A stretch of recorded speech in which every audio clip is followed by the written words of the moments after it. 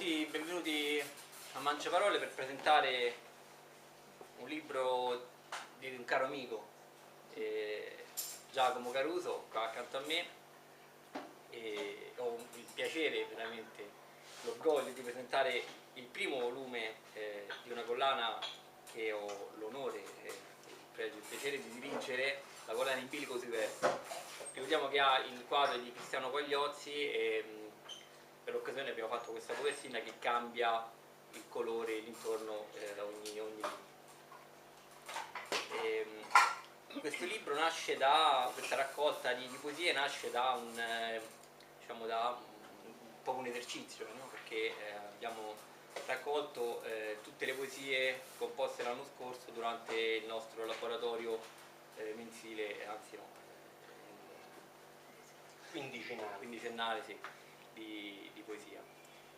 E come ho anche scritto nella postfazione, è stata apposta, ho scritto una postfazione e non una prefazione, perché non sembrano scritte per un laboratorio. Questa è la cosa che più sorprende, perché sono tutte di altissimo livello, di buona qualità, e sembrano tutte appunto nate da un'ispirazione, non da me, come spesso detto, il laboratorio ti ha aiutato a motivarti, a sederti sulla sedia, a ragionare sulla poesia, no? Questo è verissimo, anche perché sono un pigro per natura, quindi se io non avessi avuto per tutto l'anno passato il pungolo del compito quindicinale, sicuramente non avrei scritto tutte queste poesie.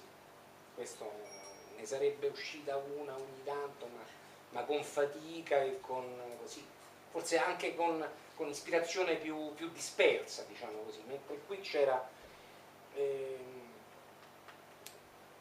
perché il pregio di questo laboratorio in realtà, secondo me, è la condivisione. Quello che noi abbiamo fatto e che stiamo facendo con questo laboratorio è mettere in comune le nostre singole poetiche per crescere come poeti singolarmente e in gruppo, che è per me una cosa, secondo me, innovativa, nel senso che nessuno lo fa. Il poeta, l'artista, normalmente sta per conto suo. Chi scrive, a maggior ragione, sta lì con la sua macchina per scrivere, con il suo computer, con il suo taccuino e la sua penna, ed è una cosa che riguarda soltanto lui. La scommessa che abbiamo fatto invece è quella in qualche modo, più che una scrittura collettiva, un ragionamento collettivo sulla scrittura poetica. Quindi ognuno di noi porta la sua personale esperienza, ma si cresce tutti insieme, perché diventa un gioco di rimandi. A me mi ha ispirato tantissimo, pur essendo una poetica completamente diversa dalla mia, la poesia di Laura Pezzola.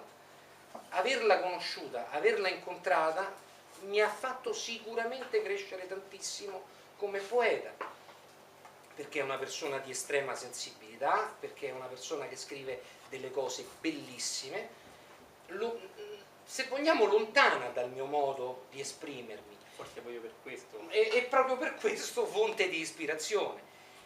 Ho citato Laura, ma posso citare ognuna delle persone che si sono aggiunte al laboratorio. Sogni. Di tanti segni sono fatti i sogni, impalpabili ali della notte, labili, lenti lembi di languore ubiquo. Come diluvio liquido vanno lievi per un sentiero arcano, imprecise cesure della notte, onnipresenti e misteriose vie, imprecise cesure della notte, vanno lievi per un sentiero arcano, ubiquo, come diluvio liquido, labili, lenti lembi di languore, impalpabili ali della notte. Di tanti segni sono fatti i sogni.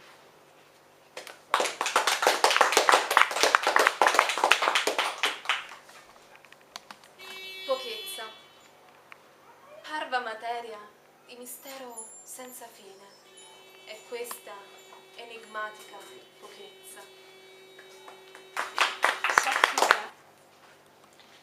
cielo ormai s'oscura ed un gabbiano, fermo nell'aria, mostra il qui e ora e su blande correnti ascensionali ripone un volo d'ali dispiegate, s'affida.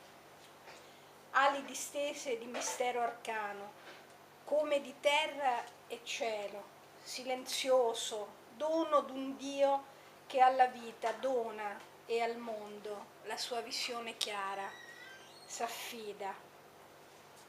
Templare in altre vite ed ora mite guerriero, anch'io dovrei drizzare i passi miei, decisi, lesti e franchi, come colui che sente la realtà e s'affida.